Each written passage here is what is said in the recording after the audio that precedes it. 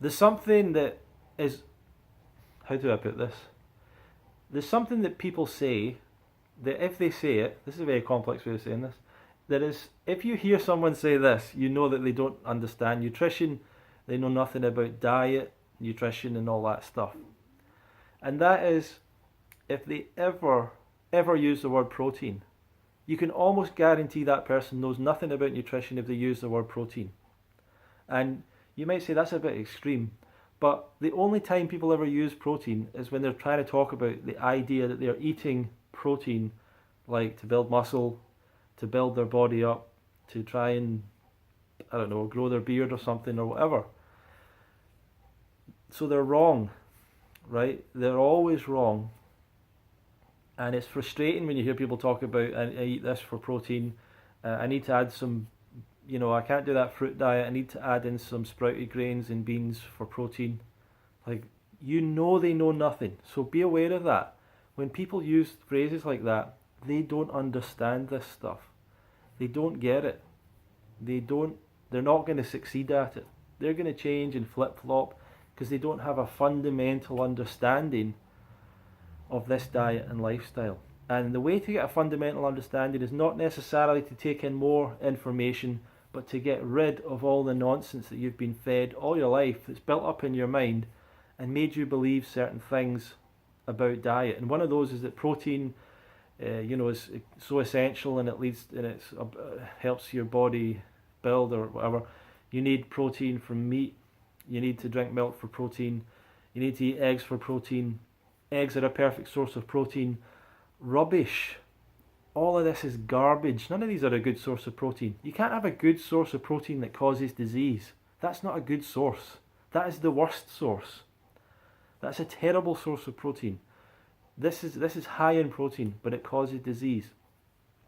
It's questionable how high in protein it is, because it is high in the protein of another animal. It's a complete protein in the sense that it's actually a strands of animal protein that you're consuming.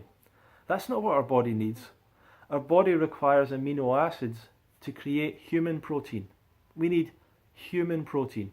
We don't need sheep protein or cow protein or chicken protein.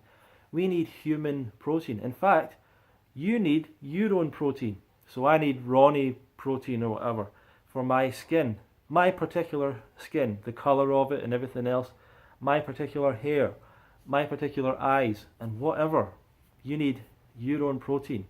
And the problem is, if you take in the protein of another animal, your body has to break that down into its constituent parts, but most people consume protein in the cooked form. So it's already damaged, some of that protein, because protein gets damaged by cooking, and it cannot be broken up into its constituent parts.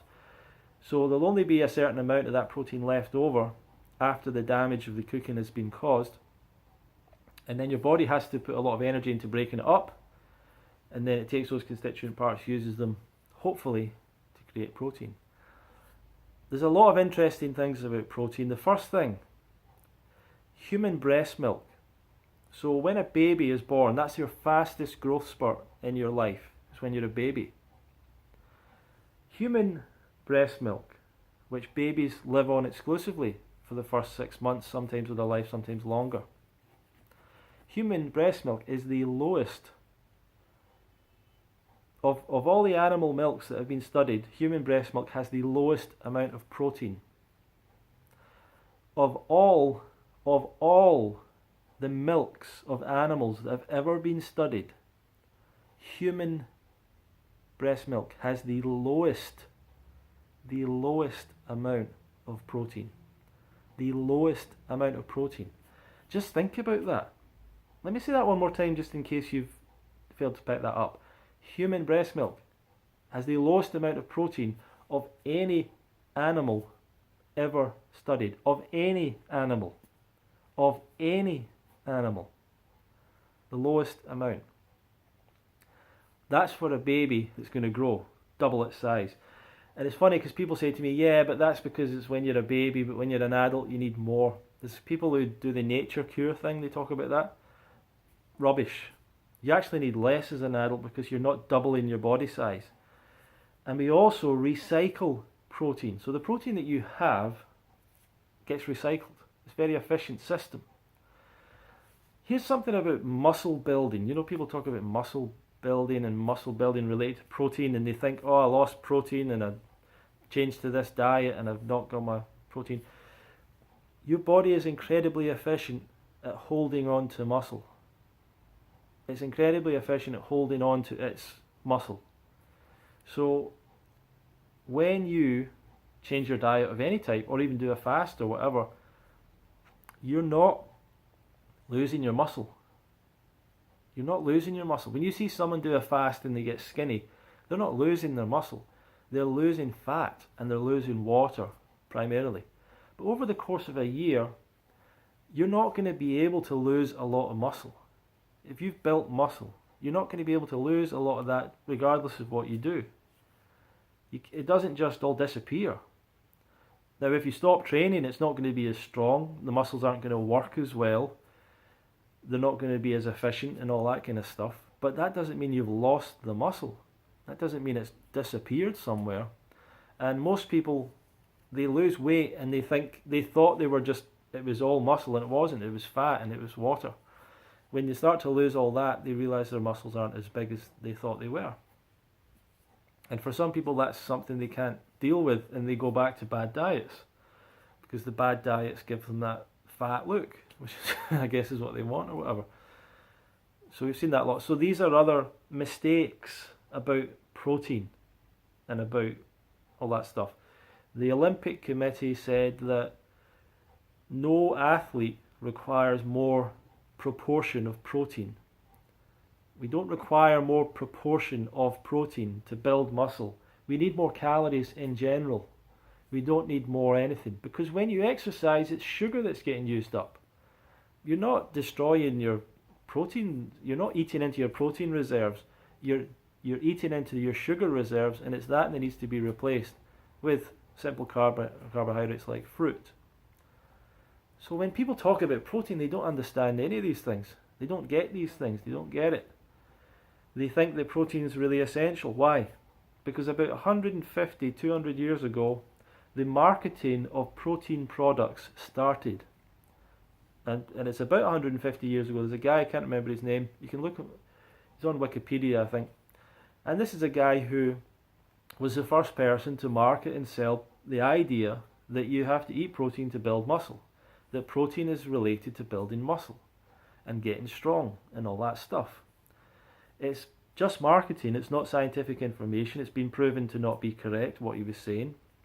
But that started the whole protein supplement industry. And protein is a brand. As a concept, it's a meme or a brand in people's minds where they connect protein to muscle, protein to this. It's been branded. So we have to try and destroy that brand is hard, because everyone thinks it's self-evident that everyone knows protein builds muscle or something. But it's not correct. But it goes back to the marketing of these products. And what were those products? They were waste products from the animal industry. Things that couldn't be sold as meat. Things that couldn't be sold as milk. The stuff that was left over. The stuff that people wouldn't eat. That stuff got taken, ground up. And maybe even the bones and things like that, I'm not sure. These things got ground up into products that could be sold as protein supplements, protein drinks, protein rich, whatever. And in marketing, a unique selling proposition, unique selling point is fundamental, and that's what protein was given by this idea that it is the sole thing connected with muscle building or whatever. So that's what's been branded in people's minds. It's not correct. It's not right. It's not right that these supplements are going to help you build muscle or anything like that. It's not right that you need extra protein. And what's always been funny is that people will say you can't do a vegan diet, there's not enough protein, but then they'll do a keto diet and they'll still take protein supplements on top. Or they'll do a bodybuilding diet and they'll take protein supplements on top. It's unbelievable the terrible information that's went on out there about eating more protein and taking more protein. It's really, really terrible. And so what we need to do is create our own memes and our own brands and try and fight back with the correct ideas. But it's kind of hard because the correct ideas aren't as sexy or aren't as captivating or as interesting. You know, the correct idea is just, you know, eat whole foods, and whole foods have a good balance of protein, fat, and carbohydrate in them, and the best whole foods are fruits. You know, that's boring sort of thing. And it's easier to say, you know, you need to eat mangoes for your skin, and you need to eat carrots for your eyesight, and you need to eat tomatoes because it'll help your stomach or something, and you need to eat bananas for the potassium, you need to eat oranges for the vitamin C. People like those kind of messages. It's maybe simpler or something to pick up on, but protein is so mistaken in this world. And in fact, the first thing that really got me into the raw diet was a video called The Protein Myth. And you can go and watch this video because it's still up to this day. I was kind of probably a bit of a conspiracy theory minded person, so when I saw this thing, The Protein Myth, it kind of thought, yeah, I want to see that, because I was researching how do I get my protein on a vegan diet, because I was deciding to go vegan. And I watched this video and the guy said, I don't eat protein. It was Tim Van Orden. He goes, I don't eat protein. What I need is amino acids, and I get amino acids from fruits and vegetables. And if I didn't get enough protein, I wouldn't be able to work as an athlete. I wouldn't be able to build muscle. And this is probably the thing that really got me, actually. He goes, I build muscle without even trying. I'm a runner and I shouldn't have muscle on my arms and my pecs, but I just build all this muscle, and I'm eating fruits and vegetables. And that probably got me. That vanity got me, because I thought, wow, can I just eat fruits and vegetables and I'll build some muscle? That was a little bit of a hook that got me into like trying it out, I'll be honest with you. And Tim has since become, you know, I love Tim. He's a great person, great friend. Learned a lot from him. But Tim is a kind of, Tim would build muscle in any diet. Like he's got some pretty good genetics, I think, for muscle building. I think he said this later on in other videos. So it's funny, but that kind of got me interested. But that's what it is, essentially.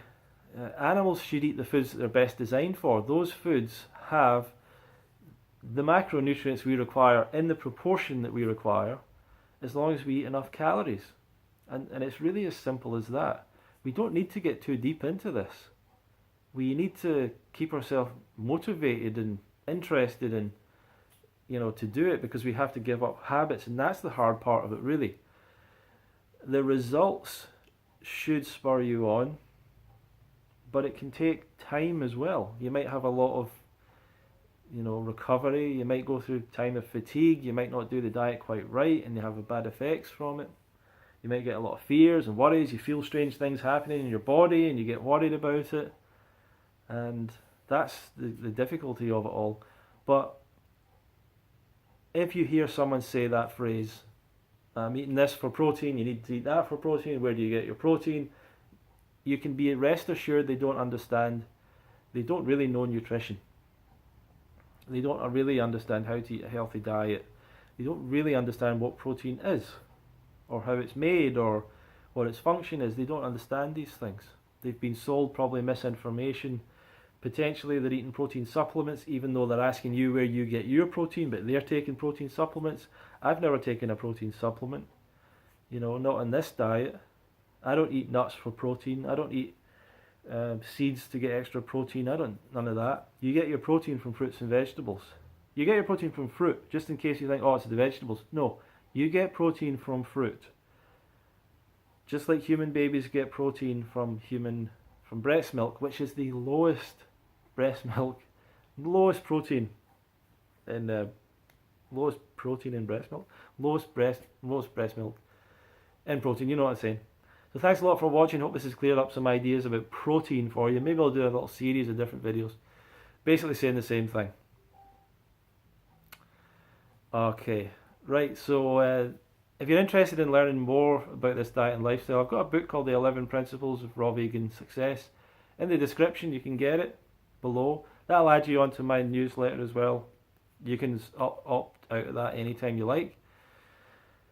If you're in Glasgow, come along to our group. There's a link below to join the mailing list for that, and you'll get a notification when we have our next group.